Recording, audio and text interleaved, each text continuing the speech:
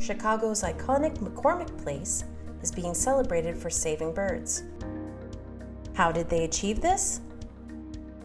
They treated over 120,000 square feet of glass with feather-friendly markers, ensuring that birds see the glass as a solid object and avoid it.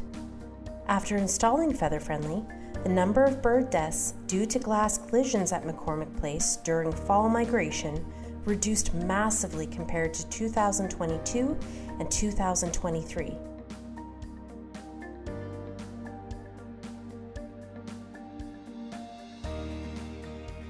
Join McCormick Place and many others in treating glass to create a meaningful impact. Contact Feather Friendly today to help your building become bird safe.